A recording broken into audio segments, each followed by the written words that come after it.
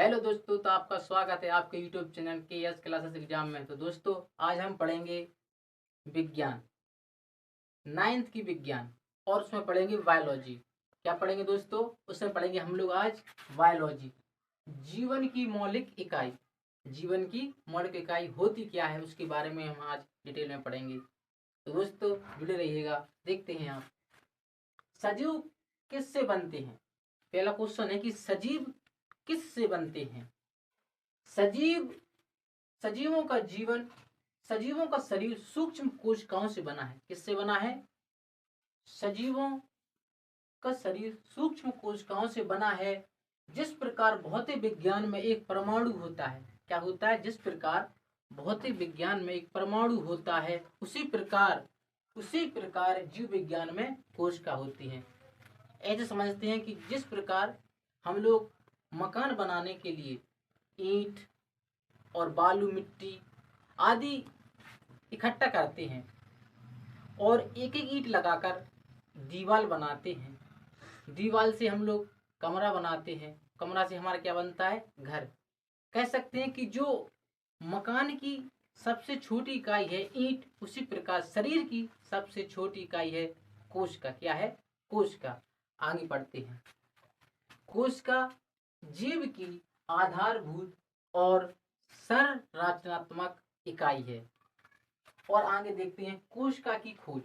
दोस्तों, जो कोशिका है, जो हमारे शरीर में जो कोशिका होती है, उसकी खोज किसने और कब की थी?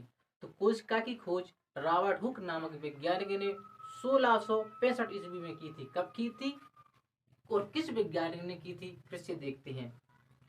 रॉबर्ट हुक नामक वैज्ञानिक ने 1665 ईस्वी में कोशिका की खोज की थी।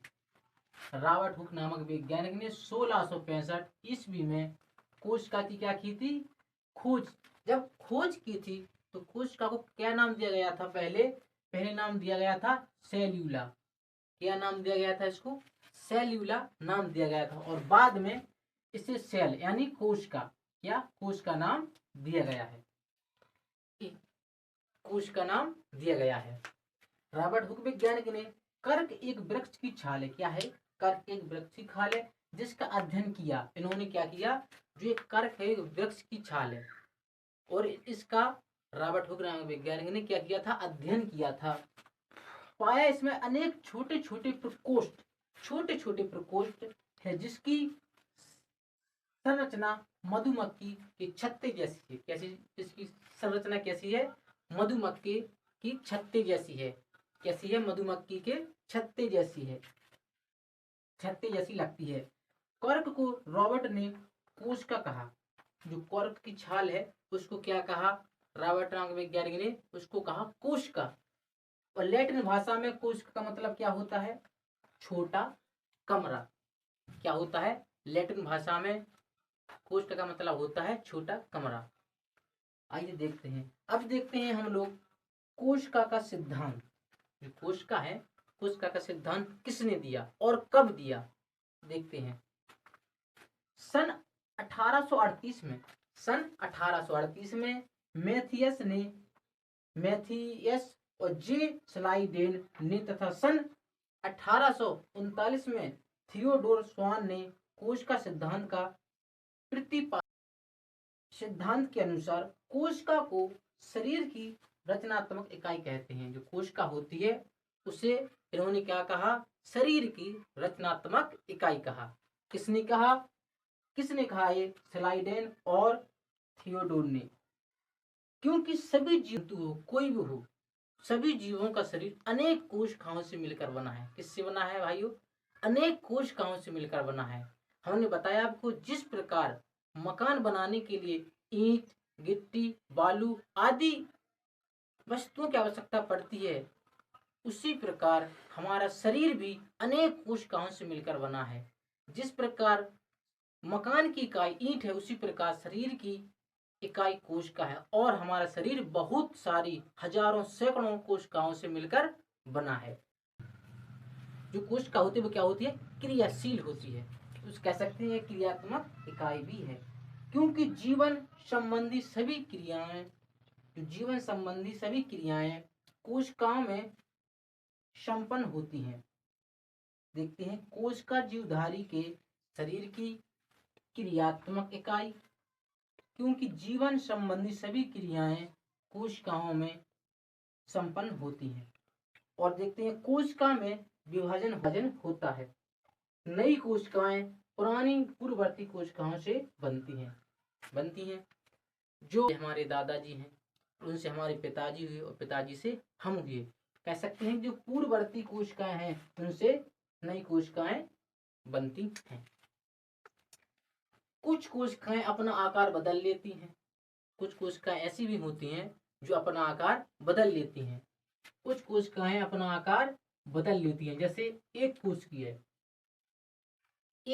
होते हैं। एक कोशिकीय क्या है? एक कोशिकीय है अमीबा। होता क्या है? जिसमें एक कोशिका पाई जाती है उन्हें एक कोशिकीय कहते हैं। अमीबा, एगुलिना जी क्या है? सब एक कोशिकीय है। और प्रत्येक कोशिका में कुछ विशिष्ट घटक होते हैं। प्रत्येक कोशिका में कुछ अपने अपने एक विशिष्ट घटक होते हैं जिन्हें कोशिकांग कहते हैं। क्या कहते हैं? कोशिकांग कहते हैं। और कोशिका में नए पदार्थ का निर्माण तथा अपशिष्ट पदार्थ का निष्कासन करते हैं। ये कोशिकांग होते हैं जो नए पदार्थ होते हैं उनका क्या करते हैं? निर्माण। और जो विशिष्ट पदार्थ होते हैं, जो बेकार चीजें होती हैं, उनका क्या करते हैं? निष्कासन। जैसे हम कह सकते हैं कि जो नए पदार्थ होते हैं उसका ये क्या करती है? निर्माण। और जो पुराने पदार्थ होते हैं उसका क्या करते हैं? निष्कासन, यानी बाहर कर देते हैं। हम लोग पढ़ते हैं अब इम्पोर्टेंट चीज। कौन सी इम्पोर्टेंट चीज है? कि कोशिका तथा कोशिका सिद्धांत की खोज। क्या पढ़ते हैं? कोशिका तथा कोशिका सिद्धांत की खोज। देखते हैं 1665 में रॉबर्ट हुक ने, क्या 1665 में रॉबर्ट हुक ने क्या खोज की थी? उन्होंने क्या खोजा था कि कॉर्क के टुकड़ों की पतली काट को सूक्ष्मदर्शी द्वारा देखा गया। हमने बताया कॉर्क एक पेड़ है, उसकी एक छाल है। कॉर्क का एक पेड़ है। उन्होंने इस टुकड़े की पतली काट को सूक्ष्मदर्शी द्वारा देखा और उसमें मधुमक्खी के छत्ते जैसी कोठियों सदृश रचनाओं की कोशिका का नाम दिया। क्या दिया उन्होंने? उसको काटा और सूक्ष्मदर्शी द्वारा देखा तो क्या देखा? मधुमक्खी के छत्ते जैसी उसमें कोठियां होती हैं, उस प्रकार का दृश्य देखा और रचनाओं की कोशिका का नाम दिया। क्या दिया? इन रचनाओं को क्या नाम दिया? कोशिका का नाम दिया। यानी लैटिन भाषा में कह सकते हैं छोटा कमल। ठीक है। और दूसरा 1674 लीवेनहॉक। 1674 लीवेनहॉक ने क्या खोजा? इन्होंने सबसे पहले उन्नत सूक्ष्मदर्शी द्वारा तालाब के जल में एक कोशिकीय जंतुओं, पादप तथा जीवों को देखा। इन्होंने क्या देखा? जो तालाब था उसमें जी गए और उन्हें सूक्ष्मदर्शी द्वारा देखा।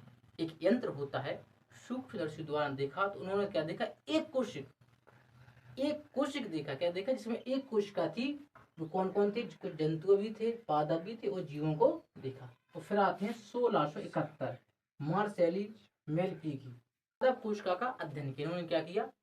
पादप कोशिका का अध्ययन किया। 1831 में आते हैं रॉबर्ट ब्राउन। क्या आते हैं? Robert brown. इन्होंने कोशिका में केंद्रक की खोज की। क्या की? इन्होंने कोशिका में केंद्रक का पता लगाया। एक केंद्रक एक महत्वपूर्ण भूमिका निभाता है। इसमें एक तरल पदार्थ होता है। केंद्रक है एक महत्वपूर्ण भूमिका निभाता है। हम आपको अगले वीडियो में थोड़ा केंद्रक के बारे में बताएंगे।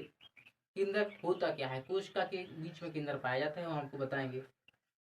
और फिर आए 1839 में जेई पुरकिंजी। क्या आए? जेई पुरकिंजी नाम वैज्ञानिक आए और इन्होंने जी कब आए? 1839 में। इन्होंने कोशिका में स्थित तरल जैविक पदार्थ को जीव द्रव्य का नाम दिया। क्या दिया? जो कोशिका में स्थित तरल पदार्थ जैविक होता है उसको उन्होंने तरल पदार्थ यानी जीव द्रव्य का नाम दिया। और फिर आए वैज्ञानिक 1838 में आए और 1839 में आए टी स्वाइन। इन दोनों के अनुसार सभी पौधों तथा जंतु कोशिकाओं से बनती हैं। क्या बनती हैं? इन दोनों के अनुसार सभी पौधे तथा जंतु कोशिकाओं से बनती हैं। अब आए आर ब्रिचू। 1855 में एक वैज्ञानिक आए, आर ब्रिचू नामक वैज्ञानिक आए। इन्होंने बताया कि सभी कोशिकाएं पूर्ववर्ती कोशिकाओं से बनती हैं। इन्होंने बताया कि सभी कोशिकाएं पूर्ववर्ती कोशिकाओं से बनती हैं। जो पहली कोशिका है उनसे कोशिकाएं बनती जाती हैं। ठीक है। पूर्ववर्ती जो पुरानी कोशिका होती हैं, जो पहली कोशिका होती हैं, उनसे ही नई कोशिकाएं बनती हैं। जैसे पीढ़ी दर पीढ़ी होती है। जैसे हमने आपको बताया कि पहले दादाजी, फिर उनके बाद काय, पिताजी, पिताजी के बाद हम आए। इसी प्रकार पूर्ववर्ती कोशिकाओं से आने वाली कोशिकाएं या नई कोशिकाएं बनती हैं। फिर 1932 में आए नॉल एवं रूस का वैज्ञानिक। कौन आए?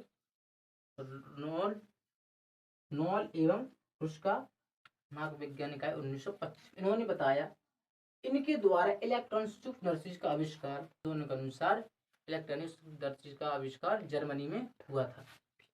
इसका प्रयोग सन 1840 में किया गया था।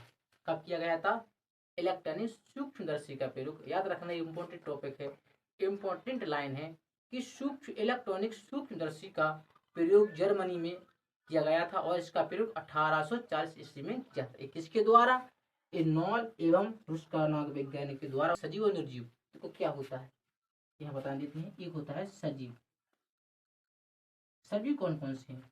जिसमें जीवन होता है, जिसमें जीवन पाया जाता है, जिसमें क्रियाएं होती हैं। कौन कौन सी क्रियाएं होती हैं? बहुत सी क्रियाएं होती हैं जिसमें श्वास लेते हैं, वृद्धि होता है, उत्सर्जन होता है, वे क्या होते हैं? सजीव होते हैं। कहते हैं जिसमें जीवन पाया जाता है उसे सजीव कहते हैं। सजीव कौन कौन से हैं? जैसे हम लिख सकते हैं कि मनुष्य भी तो सजीव है। मनुष्य, पेड़ पौधे, इनमें क्या पाया जाता है? आदि। इनमें क्या पाया जाता है? इनमें पाया जाता है सजीव। ये क्या है? इनमें जीवन पाया जाता है। और निर्जीव, अगर हम निर्जीव की बात करें, जिसमें जीवन नहीं पाया जाता है, जिसमें क्रियाएं नहीं होती है, ना श्वसन की क्रिया होती है, ना वृद्धि की क्रिया होती है, कुछ भी क्रिया नहीं होती है, उसे क्या कहते हैं? निर्जीव।